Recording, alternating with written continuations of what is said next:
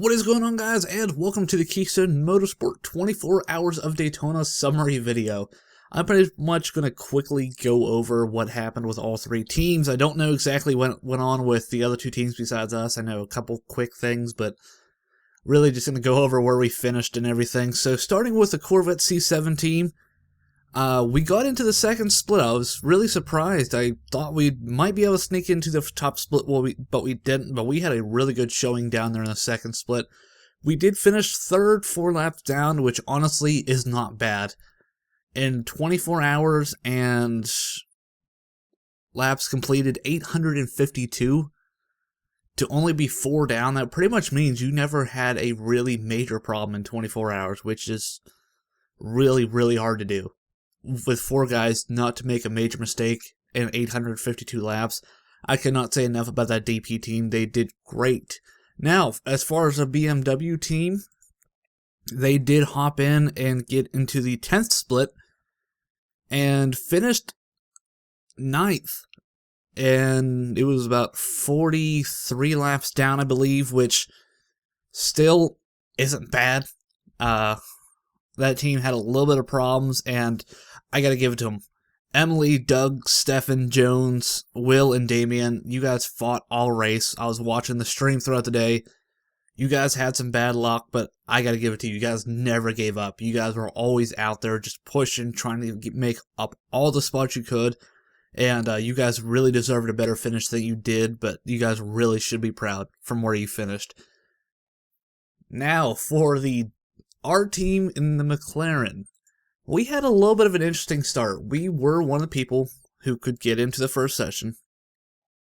And lap 2, we had a BMW spin and clip us in the right rear wheel, and pretty much put us 5 or 6 laps down within the first 15 minutes of the race. We got hit on lap 2.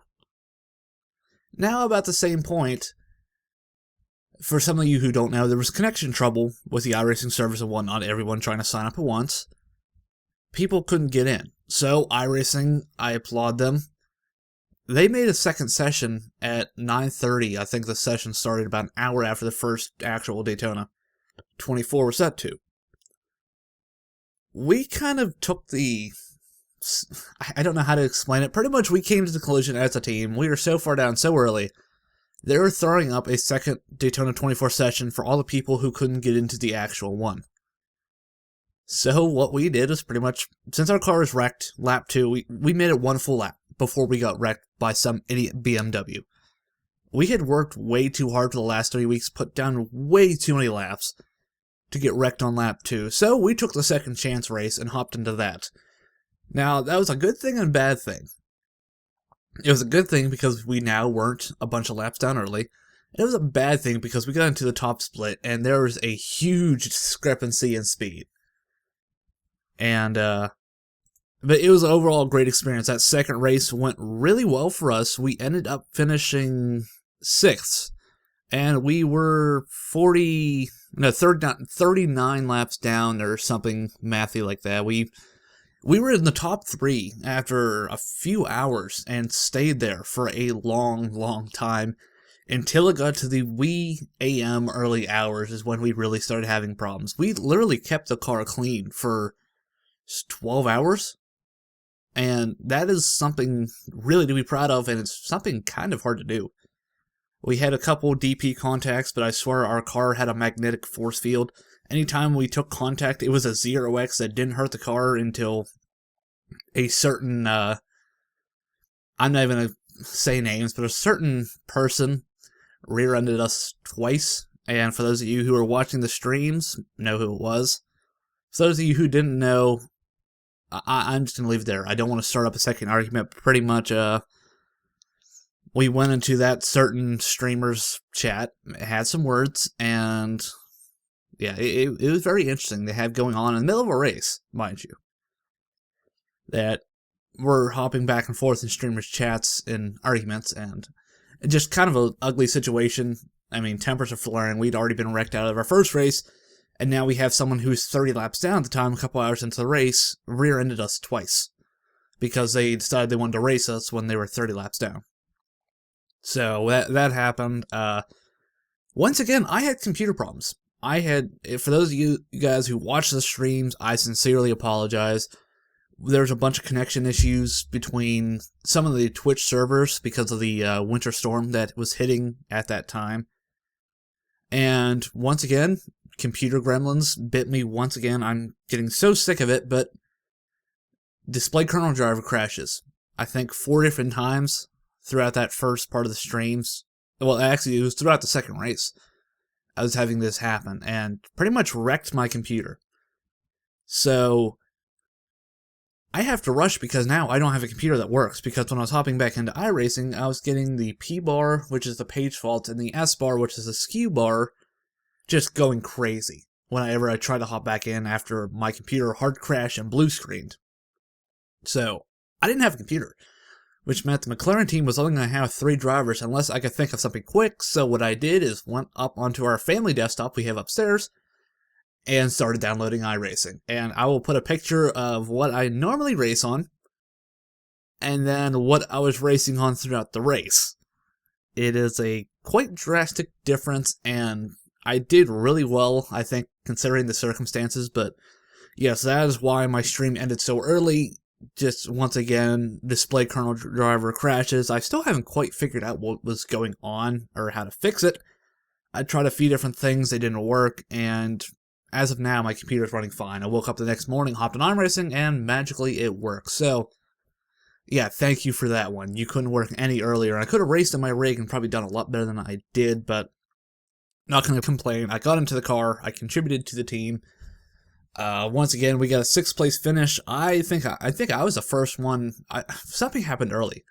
I don't remember what it was that put us a couple laps down. The guys who won the race, let me look, I'm pretty sure endurance racers, they were running 44s and 43s throughout most of the first 12 hours in the McLaren, and that is crazy fast. There were some people with 6,000 some I ratings in our splits, so we were really racing with people who were a lot better than we were, and for us to stay in 3rd pretty much throughout the whole race, we weren't gaining time. We had to have them make a mistake. I gotta hand it to them. They had really quick cars, and even the 2nd place, they were running 44s throughout most of the race as well, when everyone else was running 45s and 46s. So that's pretty much it. Is we had a couple cars who were just way quicker than we were, and if we would have signed up, if there was more people in here, it probably would have been a lot more even. Although, actually, never mind, we probably would have still been in the split anyway. I think we were about halfway up as far as the I ratings go, but yeah, there's a huge discrepancy in I ratings in the second chance top split.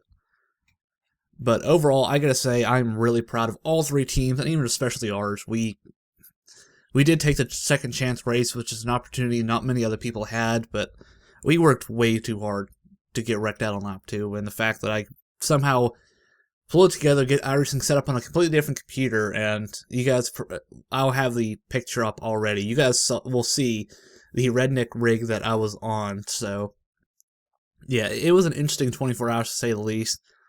I am looking forward and not looking forward to the 12 hours of Sebring. I am, because I love these team events. It's what makes being on Keystone Motorsport so special, is the fact that this is really what we live for. In 2016, we were really thinking it's going to be a really big year for us as far as getting the Keystone name out there and actually having people recognize that we have quality drivers on here. When they see a Keystone Motorsports car, they know we're going to race them fair, clean, but they know we're a car they're probably going to have to contend with. And I'm not looking forward to the 12 hours of Sebring, because I hate Sebring. I really do. But I got a lot of practice to do there, and yeah, so March 12th, I think is the date. Mark it on your calendars. We will once again be streaming all of them, and hopefully I have my computer gremlins fixed by now, because, well, by then, because I'm getting sick of this happening. I really am. If you guys know of any possible ways to fix the display kernel crashes, I'm on a 900 series, well, actually a 980 classified, and I've read up. There's quite a few people with 980s and whatnot that are having problems with this on different games, and it really only seems to be affecting me on iRacing, so I'm going to hopefully have that figured out by then. But yeah, March 12th, 12 hours of Sebring, and be looking out. And yeah, I'm going to finish that there because I'm just rambling now. So, until next time, guys, see you again soon.